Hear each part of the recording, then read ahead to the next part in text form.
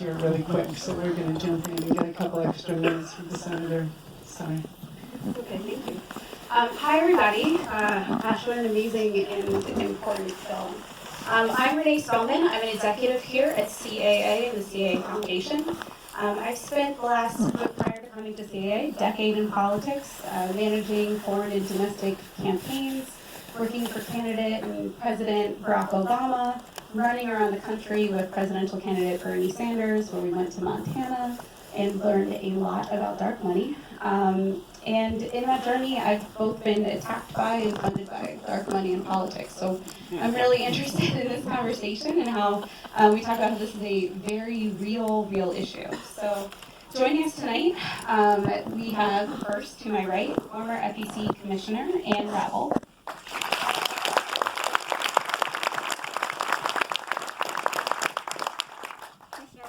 Is a California native with a career in public service that has included tenures as the chair of the Federal Election Commission, as well as the chair of the California Fair Political Practices Commission.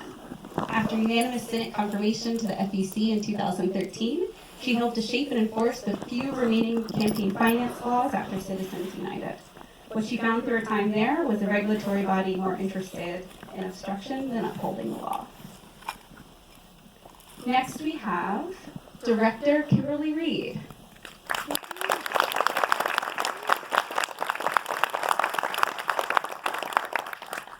Kimberly's work has been featured on Oprah Winfrey Show, CNN, NPR, and more.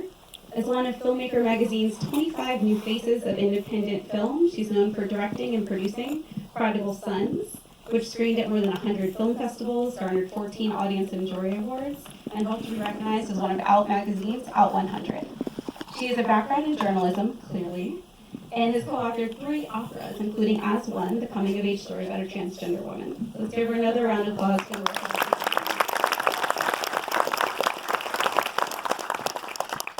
And last but certainly not least, we have Senator Jon Tester.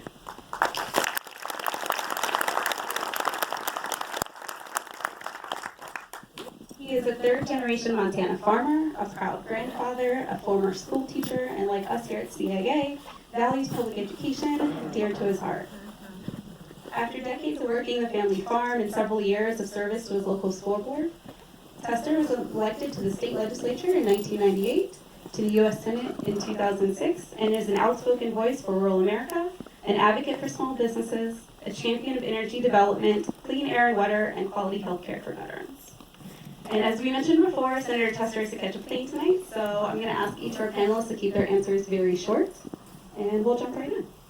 So first, I'll ask each of you what drew you to this project. We'll start with our director, Kimberly Reed. So you made what could be a dull topic, campaign finance reform, in a beautiful yet rustic state seem like a thriller, complete with music, like a primetime TV drama. How did it come together, and why Montana?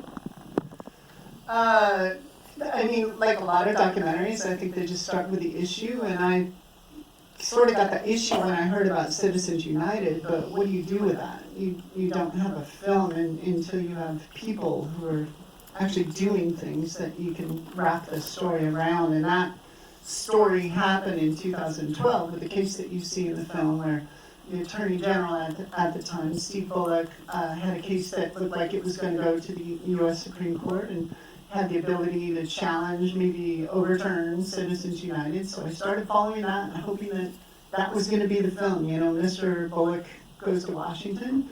That didn't happen. I got hooked on what was going on in my home state and saw that that was the best example to tell these stories about campaign finance and how they really impact people in their everyday lives and geese in their everyday lives. And that just became the mystery novel that was unspooling, and I decided to follow in hopes that I could tell the story about money and politics. Thank you. Senator Tester, first of all, congratulations on winning your 3rd term to the U.S.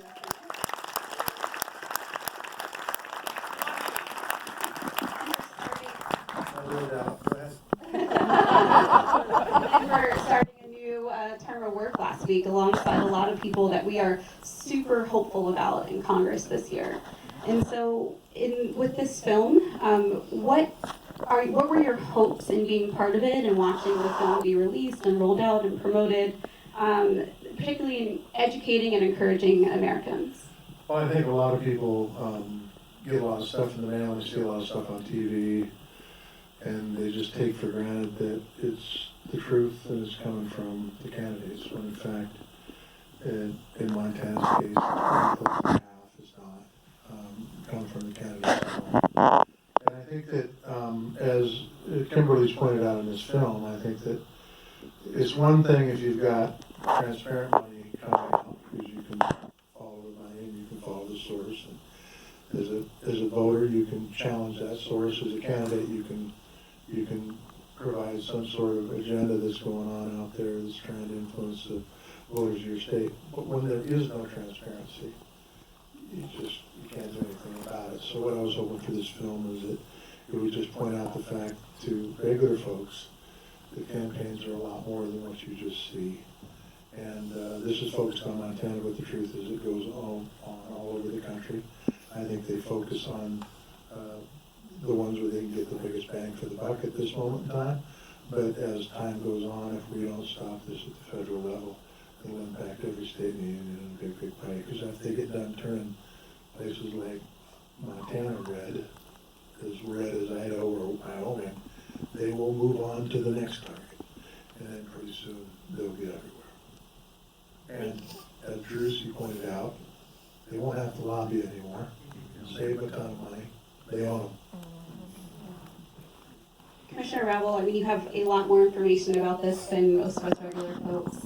So what brought you to this film? And then also, was there anything that surprised you as you were part of the making and promotion of it?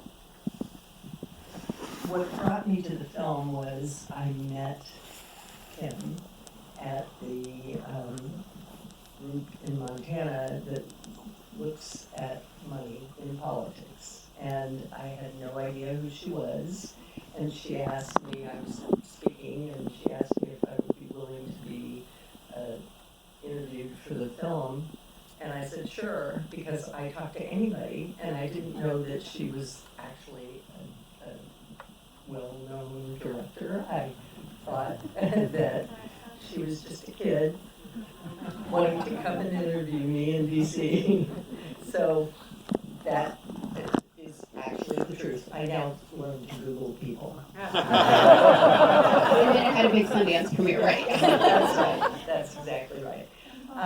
What surprised me not so much about the making of the film, but was when I saw it, because I've been talking about campaign finance issues for many years, and it's true, it's one of those subjects that people's eyes glaze over when you start talking to them about it, because they don't understand the relationship of campaign finance to their lives. And I know that it has a huge impact of why in our country we have economic inequality, why people feel that they don't have a voice and so they won't participate in our political process. But most people don't know those relationships.